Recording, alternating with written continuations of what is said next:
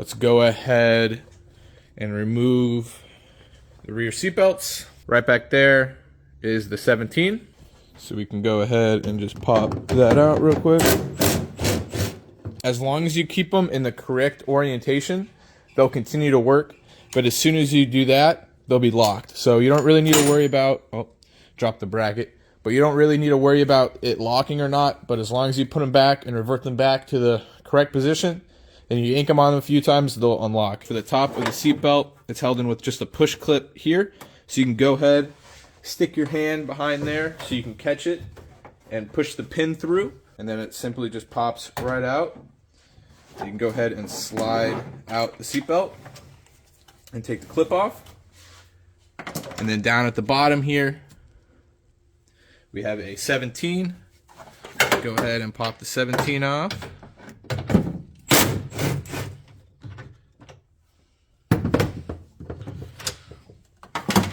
You can go ahead and pull up and back and go ahead and just slide everything through here.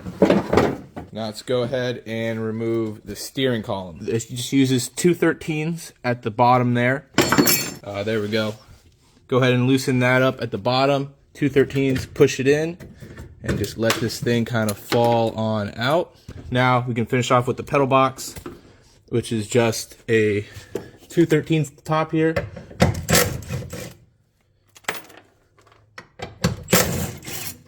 And you will need to have the brake booster out and the brake pedal disconnected for that pedal box to come out. The only thing left here is our brake cable or throttle cable, which is held in with a bushing. Go ahead and just press the bushing out with your thumb.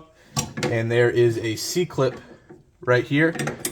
You want to replace your bushings because that's what happens when the bushings are gone. So there's a C-clip right in here. So we can go ahead and just grab that and push it out just like that. Is some insulation, which are just a bunch of pull clips.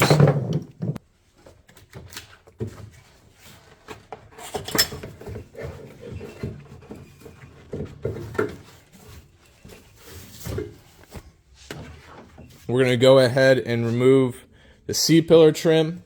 All you have to do is slide it off here, and then we'll go ahead. There's a clip here and a clip here, here, and here. So just very carefully, you'll get a screwdriver in here and start from the top. Sorry, I'm used to this thing being zoomed out. You'll start from the top, and then we'll slowly get to the one down here, and you'll kind of twist it down to get this out. So like I said, start from the top, just get underneath here. The other one, right there. Careful with this one. There we go. So now we have this off. So you can see 1, 2, 3, and 4. And if you want to look on the back of this, see how this has a kind of like a tab at the bottom there. You don't want that to rip off.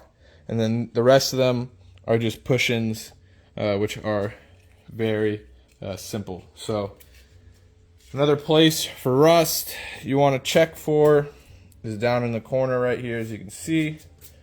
As the water drains down this way, slide this little clip off right here. And I'm just going to put it back on the top here so you don't lose it. Now we're going to remove the shadow line trim at the top here. You can still buy these new, which I probably will, even though this one is in fantastic condition. So if I can get it off without breaking it, I will just use it. So it kind of clips in like this, and it's super hard to get out, super flimsy. If you bend it, it's done. You're not going to be able to put it back on, or there'll be a little ridge in it. So some people start at the bottom here, some people start at the top. But if you want to give it a nice look, as you can see here, you can see it's kind of, you see how it's kind of clipped in. So you kind of want to pull up and over. Just got the trim loosened up a little bit. I took a small flathead and I stuck it in here, and I just carefully pried it up until it wanted to move a little bit, and then I just helped it with my finger all the way across. Now we're gonna just continue going at it very carefully. Oh, there we go. Be very careful about it. There we go.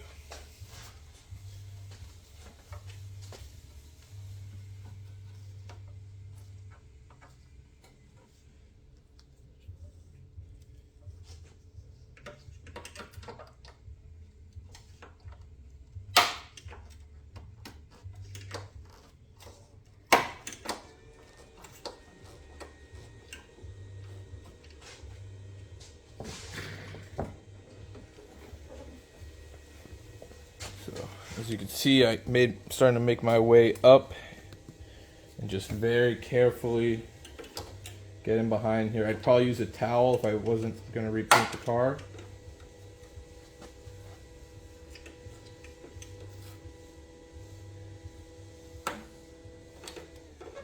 You just want to take your time with it, and it should just pop right off like that.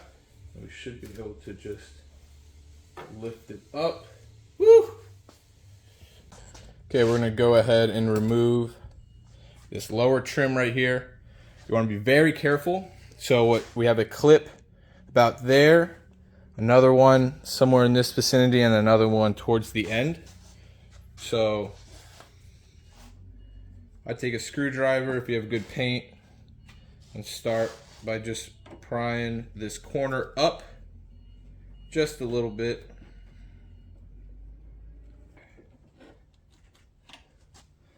So as you can see, we slowly started to get up on it, and I actually put a hole in my towel. So just keep going along. You'll feel it kind of pop up, be off in the corner here.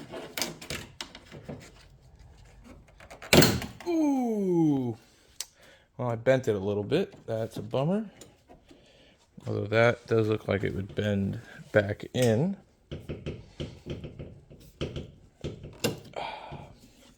That's a bummer. See there? Bent that.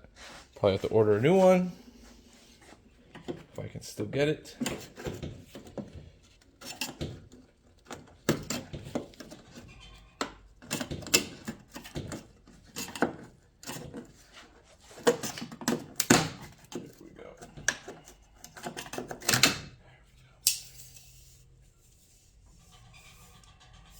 That might be salvageable, but you could see all the clips there and what a pain that is to get off. And we also have on the other side of the clips is we have the seal, which we can go ahead and start actually removing the clips themselves. This is just getting underneath it and pulling up gently. Ooh, just like that. Go ahead and lift up, and that whole piece will pop off. Now for taking the upper chrome trim off, there are clips that go all the way across. What I found easiest is if you can get this corner up and off first and kind of get all these clips out, you can then just slide up for this trim right here. So if we open the door and come around, you can see there is a lip that comes around here, right there. So if you can get that off by carefully prying up, then you should be good to go. You could also bend this out a little bit to help with trying to get it over the ledge right here. If you can get it up over this way, you should be okay. But that's really the hardest part without bending the rest of it, is getting this tab up. So I do is come back here and just pry it out a little bit, just enough to get it around. There we go. So now that it's just barely over, then we can kind of go through and pop the rest of the trim off. Just do it with your hand, your finger, and carefully push its way out. I'm going to actually quickly go through and just rip out the insulation in here. So just take your screwdriver and go and go up in there and then bring it down.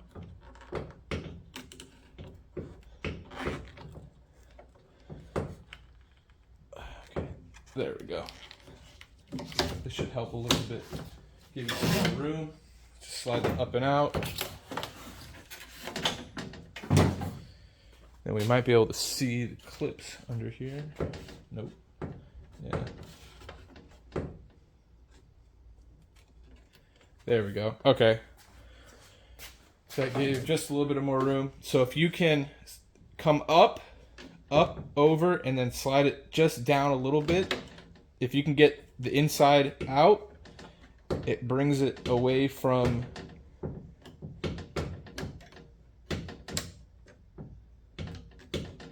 the front there.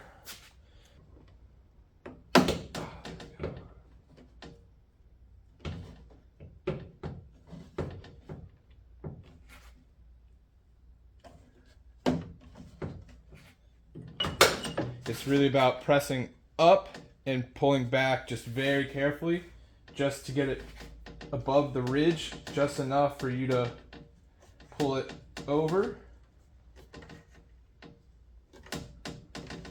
And then we can go ahead and pop it out here by then pushing down on it.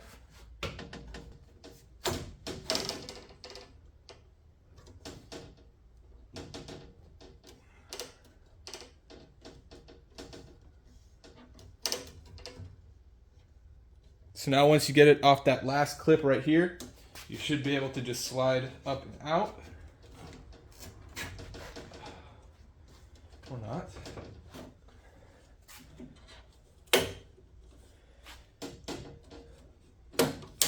There we go. Definitely a pain. Obviously that one's supposed to be down here. But for a quick recap, start in this corner, get it up and out. You want to kind of peel forward so you can get it off the top, and then you're going to press down as much as you can, softly, to get it out from under the clip underneath, which will then actually bring it away from the door. Keep doing that all the way. Let me put this on the ground, and you can see all the clips here that you have to do it. There's the first one, second one, third one, fourth one, fifth one, sixth one, seventh, and then eighth, but the eighth will be more right here. But since I pulled it up a little bit, it brought it back up. Let's get this piece out. Just like the rail trim and this trim, there's clips all in here. So we want to first push it away and get it cupped over, because it has the lip just like the other one. So you could take a screwdriver and try to just get this right over. And then obviously there's a clip at the bottom, so it's going to need to go up rather than down. So first, push it down as far as it'll go, and then go ahead and try to get that lip over.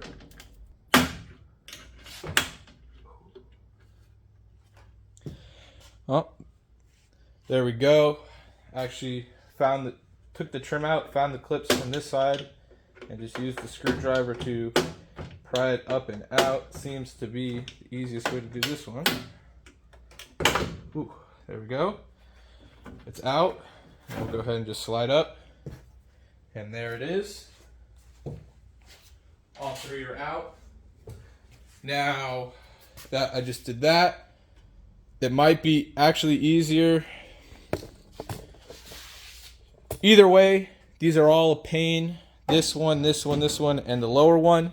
But maybe the trick is, I guess that messes them up. But if you can get underneath there just a little bit, just to pop it out of place, after you remove the inner skin right there, might be the easiest way to do it. Or at least for this one, that was the easiest. You might just have to get a few replacement clips. So now that we got chatterline trim is off, we're going to go ahead and remove the door moldings, also the one on the fender.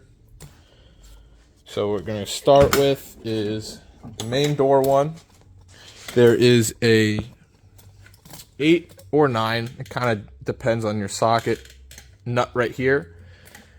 And then the rest is you'll just take a screwdriver. You'll take a screwdriver and carefully get in here and just kind of go through and pop it out. You'll more than likely need to get new clips, unless you take the inside out and you kind of go through and pop them, you know, hit them out. But I find it easier just to pop it, let this go. We'll do the same for here. Stick the screwdriver in here, carefully pop these out. This one is a pin, so you'll pop those out and kind of want to rotate either up or down and very carefully pull this pin out so it doesn't break. And then as for the front, it's the same thing. There's one clip here, and then this one's a pin. So you want to be very careful pulling the front quarter and the rear quarter ones off. So I'm going to go ahead and remove this nut, and we'll go ahead and start getting these off. Go ahead and remove that. Carefully pull the trim away. Like that. That's one clip. Again. Okay, now for this one, remember there's a pin in the back here. So you want to just carefully take your time. There we go. Okay. There we go, that one's out.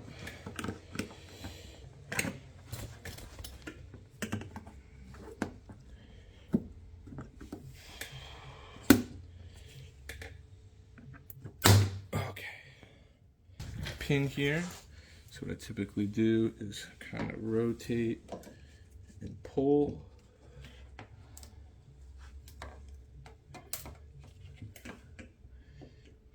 Try to just let it pop itself out almost. There we go. Always forget that's a, well, at least I didn't break it. As you could see, it's a 9 on the back here. I don't know why I always forget that. Honestly, it's easier to do it on the car when the fender is still attached. That's one. Unfortunately, that one broke. What I typically do is I'll drill this out and just do what should have been done originally, and just do a 10 mil on the back. All that really matters is you want to make sure you didn't mess up any of the lines on the fender. You didn't put any creases in it. Just drill that center out and put a 8 mil, like the one that you use for the fenders. You can just put in the back here, which makes installing and uninstall super easy on the fender. All you have to do is take the liner out. Now we're gonna drop the gas tank. So let's start by getting this cover off right here. Just a bunch of Phillips heads. Move that cover to the side. Here are all the connections. Mine's an 87. So anything 87 and earlier is going to have the single pump. So that means your inlet and your outlet are right here. On a late model pump, you'll have your outlet here with your level sender. You will also have another level sender on that side. 87 is a weird year, so it actually does have the provision for a late model tank, but it doesn't. You'd also have to you'd have another one just like this over there. That's a circle. You'd undo that, and you'd unplug the level sender on that side, and you're gonna go ahead and there's your level sender, and we're gonna pop both of these two out. So 1, 2, 3, 4, 5, 6, 7 things you're gonna unplug. When you undo these, some gas will spill out. You can leave the fuel pump in the tank. If you have a late model tank, you can also leave the sender in there. You just want to make sure all the wires are disconnected, as the only way to get the harness out is if you do drop the tank, because the wiring runs up, tucked in over here. This line is your vent line, which runs up under here, which we'll get to later. If you have a late model, your return is just on the side of the tank, whereas an early model, you have your outlet and inlet here, so your return and your sender right there. And then you also have a secondary pump, which is over there with wiring going to it, so we'll also be removing that. And then it's just like 6 bolts, and the gas tank just drops right down. If you have a full tank, if you have an OEM tank, you're able to drain it with a plug right here. Or you can do is undo this hose and kind of bring it down into a gas can, and it'll kind of drain itself out. Go ahead and drain those. Alrighty, now with the wiring disconnected and the main vent and then the 2 other vents disconnected, we can drop the tank. Nothing else needs to be done from the top. I'm gonna drop it with all the lines connected that go all the way around the car. So we'll go ahead, get underneath and locate the bolts for the tank itself, undo the external fuel pump, and go ahead and unbolt all the lines that run all the way to the front frame rail. So as you can see here, all the lines run all the way up to the front. We have a brake line, 2 gas lines, and a vent line. So I already started popping the clips off here. We'll go ahead and pop these clips all the way out. And then also we'll go ahead and pop these off, which are just Phillips heads holding these in, and then we'll go ahead and remove this cover and that cover, which are 10 mils, and then we'll be able to see the fuel filter right there. We'll drop the fuel filter, drop the secondary pump. We'll undo the secondary pump because of the wiring we gotta take off, and then we'll get to the 13s around the gas tank and everything. We'll just lower all together and we'll go ahead and pull it out of the back. Alrighty, now that all the lines are just hanging here, we'll go ahead and get to removing the fuel filter and external fuel pump. Fuel pump at the top, fuel filter at the bottom. We have a 10 right there, a 10 up there, and a 10 on the other side. And this whole assembly will just drop down. And we'll go ahead and remove the terminals off the fuel pump. Leave all this, and it'll just make a mess if you don't. And then we'll go ahead and get the last few bolts off. I'm gonna use a table cart. You could use a block of wood and a engine or a car jack, and that'll do the trick. I'm also gonna be removing the brake lines that are up there, and everything will come down nice in one piece. All right, now that the fuel pump and filter are hanging, we can go ahead and remove the terminals off of it. We got an 8, and that's probably a 6. I don't have a wrench, and someone put the clamp at the wrong position, so I'm gonna just go ahead and use a adjustable wrench to get that one off. Fuel pump disconnected, and the wires, I'm gonna go ahead and just remove the last of the brake lines. So we got 11 on the towards the front, 14 on the rear. We have a 10 for the bias right here, and we'll go ahead and just pop all these clips for the wiring out, and make sure this is ready to drop when the rest. And then it's time for the tank. We have one in the trans tunnel area. We have another one back here. We have one right there. Let's see where else. We got another one right there. And we have another one up in there. Now the thing is, with the OEM jack points being where they are, you are not going to be able to have your jack points here. We're going to have to move them forward temporarily so that the tank can fall without hitting the jack stand. So you're going to want to adjust that before you start dropping this. But I'm going to go ahead and get the brake lines loose and then go ahead and move these forward. So once the rear end's out, it makes it super easy to remove the sway bar. We just have 2 13s right there, one on that side, one on this side. And then you can either disconnect the fuel right here, which I'm going to be dropping the tank, so that's why it's disconnected, or it's really easy just to slide it out and over this and down. Now that the exhaust off, we can go ahead and remove this heat shield right here. Just a bunch of 10s, 1, 2, 3, 4 10s, and this plate comes right off. Now that the jack stands are moved forward, that's where they were before, that's where it is now. Go ahead and get to the last few bolts.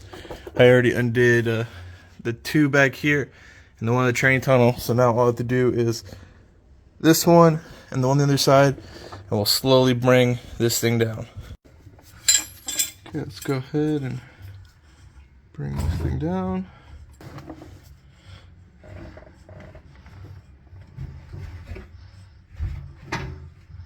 And there we go, gas tank is out. All the lines are still connected all the way through. So I'm gonna go ahead and pull it out all the way so there's more room.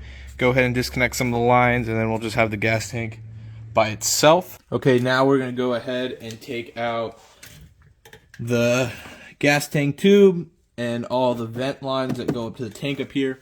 So we're going to start with just a bunch of 10s in here.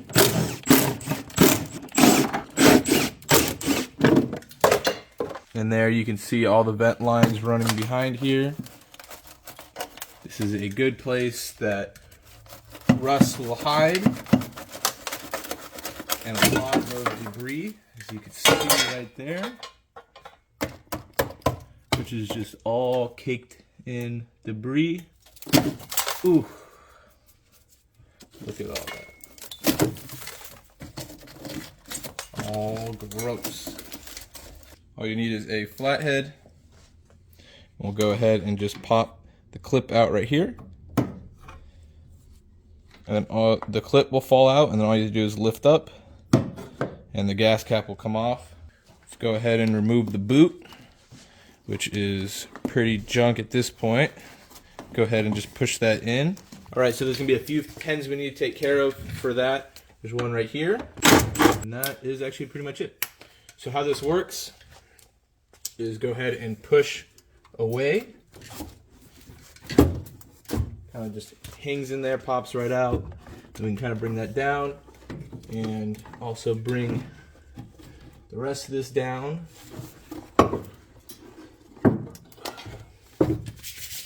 So you can see there's still a vent line holding this in. We have a 10 right here. And that will all pop down with it. You can see how gross and dirty it is. Now the only thing we have to do is pull all these lines that go through here and through this tube right here. This is your vent line right there and the other two hoses. So you can go ahead and really just yank as hard as you can, get those lines out. I'm gonna guess these are gonna be pretty hard to get. There seems to be a lot of debris in here. So that's 1, 2, whew, and 3. Whew. There we go. And this whole piece falls out like that. And this wheel well is completely empty. And that will conclude this video on the E30 teardown, how to tear down your E30. Next video, we're gonna go over and pull out the entire wiring harness of the car. And then after that, we'll be done. And this car is completely stripped. So thank you guys for watching. If you have any questions, put them down in the comments below. Don't forget to follow me on Instagram at @TheMaskDriver. If you need any E30 parts, E36M3, Z3M parts, hit up my parts page at Rage It Parts. Thank you guys for watching. Have a great day.